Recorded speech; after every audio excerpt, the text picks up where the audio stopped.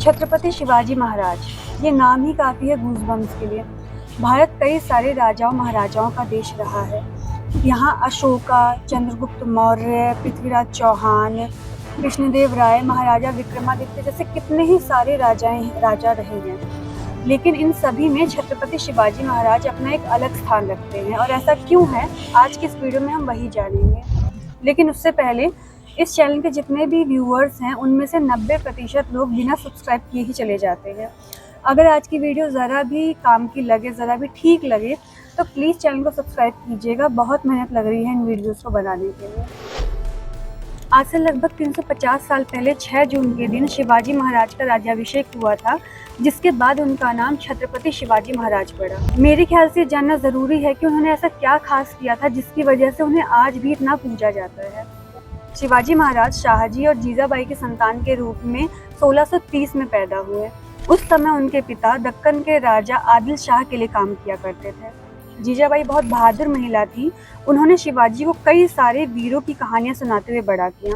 उन्होंने शिवाजी को ब्रेवरी और स्पिरिचुअलिटी सिखाई। शिवाजी जो थे उनके बनने में सबसे बड़ा और सबसे पहला योगदान उनकी माता जीजाबाई का था। वैसे इस बात की जानकारी तो नहीं मिलती है कि शिवाजी ने कोई फॉर्मल एजुकेशन ली थी या नहीं, लेकिन वो बहुत बहादुर योद्धा थे, इस बात की जानकारी ज़रूर मिलती है। उस समय जो मुगल सल्तनत शासन कर रही थी उसे वो बहुत अत्याचारी मानते थे और उससे अपने देश को आज़ाद कराना चाहते थे। ऊपर से नीचे तक मुगल शाही, आदिल शाही, कुतुब शाही, अंग्रेज़ी हुकूमत और पोर्तुगीज से घिरे देश में मराठाओं का अपना स्वराज हो, ऐसी चाह उनके मन में 14-15 वर्ष की उम्र से ही आने लग गए थे, जिसके बीज उनकी माता और उनके पिता ने उनके अंदर बोए थे। वो धन और ताकत के पीछे नहीं थे, वो अपना स्वराज चाहते थे जिसमें उनके अपने देश में अपने लोगों के साथ भेदभाव ना हो। 15 साल की उम्र में उन्होंने पहली बार किसी किले पर कब्जा किया, जो कि दक्कन के सुल्तान आदिल शाह की निगरानी में थे, जिसके साथ उनके पिता काम किया करते थे। जल्द ही उन्होंने राजगढ़ के किले का निर्माण करवाया और इसके बाद तो वो रुके ही नहीं। एक एक करके उन्होंने कई सारी जगहों को जीता। अब तक आदिल शाह शिवाजी से परेशान हो गए थे और उन्होंने उन्हें रोकने के लिए उनके पिता शाहजी को कैद कर लिया, ताकि शिवाजी के कारनामों पर लगाम लगाई जा सके। इसी के चलते अगले 6 साल तक शिवाजी ने प्रत्यक्ष रूप से तो कोई भी काम नहीं किया ऐसा, लेकिन तत्क्षण रूप से उन्होंने अपने सारे इकट्ठा की हुई जगहों को, सारी जीती हुई जगहों को एकत्रित किया, और जैसे ही उनके पिताजी को छोड़ा गया वैसे ही हुआ first battle between Shivaji and औरंगजेबी सरकार, जिसमें शिवाजी की हार हुई। उस समय मुगल सल्तनत में उत्तराधिकार की लड़ाई चल रही थी, जिसकी वजह से औरंगजेब ने उस समय तो दक्कन पर आक्रमण नहीं किया, लेकिन उन्हें शिवाजी पर भरोसा भी नहीं था। इसी दौरान आदिल शाह ने छत्रपति की शक्तियों को हमेशा के लिए खत्म करने का सोचा, जिसके लिए उन्होंने अफजल खान के नेतृत्व में एक आर्मी भेजी। उन्होंने शिवाजी को जिंदा या मृत पकड़ने के लिए अफजल खान को आदेश दिया, और तब अफजल खान ने एक षड्यंत्र रचा। उन्होंने शिवाजी को मराठा ब्राह्मण कृष्णाजी भास्कर के हाथों एक मैसेज भेजा, जिसमें उन्हें आमंत्रित किया गया था एक सम्मेलन के लिए। कृष्णाजी भास्कर ने शिवाजी महाराज को इशारों में समझा तो दिया कि एक षड्यंत्र है, लेकिन इसके बावजूद शिवाजी महाराज ने बहादुरी दिखाते हुए उस आमंत्रण को स्वीकार किया और पूरी तैयारी के साथ वहां गए। उन्होंने अपने कपड़ों के भीतर एक कवच पहना, जिसकी वजह से जब अफजल खान ने उनको चाकू मारने की कोशिश की तो वो सफल नहीं हो सके, और इसी मौके का फायदा उठाते हुए शिवाजी महाराज ने अफजल खान को मार गिराया। छत्रपति शिवाजी महाराज की इस जीत से ही मराठा साम्राज्य का उदय माना जा सकता है। लॉर्ड माउंटबेटन, जो कि लास्ट वायसराय ऑफ इंडिया थे, उन्होंने छत्रपति शिवाजी महाराज के लिए कहा था कि had Shivaji been born in England we would have not only rule the earth but the entire universe. अब ये तो बात हुई उनकी पहले बड़े जीत की। अगर इस वीडियो में हम उनके युद्धों की बात करेंगे तो ये वीडियो बहुत लंबा हो जाएगा। इस वीडियो में मुझे ये बताना है कि आज भी उन्हें क्यों सबसे बड़े राजा के तौर पे याद किया जाता है, और मेरे ख्याल से इसकी सबसे बड़ी वजह है उनके वैल्यूज़ और एथिक्स। शिवाजी महाराज ने अपने शासनकाल के बहुत सारे नियम बनाए थे। जदुनाथ सरकार ने अपनी किताब शिवाजी एंड हिज टाइम्स में लिखा है कि उन्होंने सख्त नियम बना रखे थे कि किसी भी महिला, दासी या फिर नर्तकी को सेना के लोगों के पास नहीं भेजा जाएगा, और अगर ऐसा करते हुए किसी सैनिक को पकड़ा गया तो उसका सर कलम कर दिया जाएगा।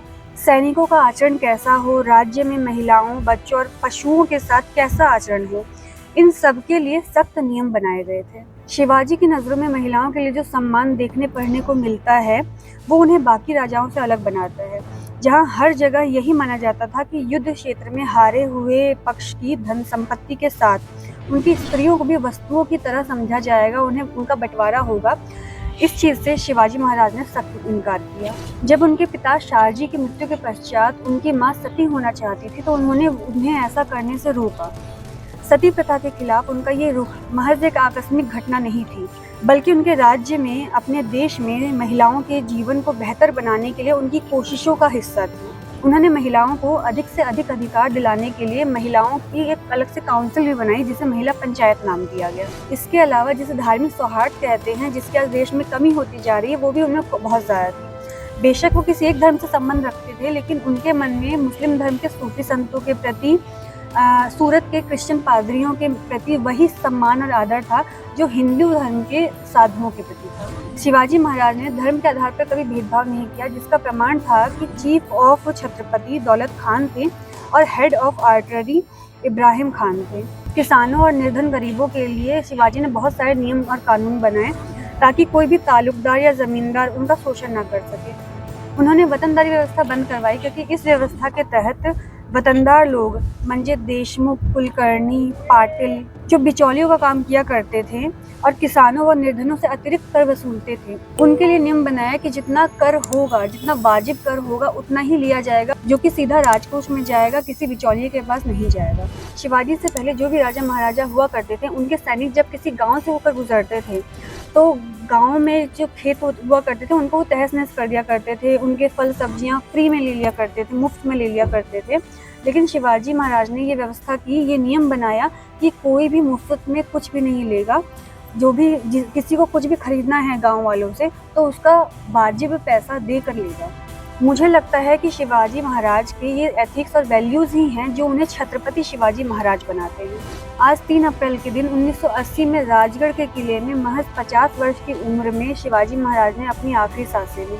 कई जगह से पढ़ने को मिलता है कि औरंगज़ेब को जब शिवाजी महाराज की मृत्यु की खबर लगी, तो उन्होंने कहा, या अल्लाह, तुमने मुझे बहुत ही निडर और नेक शत्रु दिया, जन्नत के दरवाजे उसके लिए खुले रखना।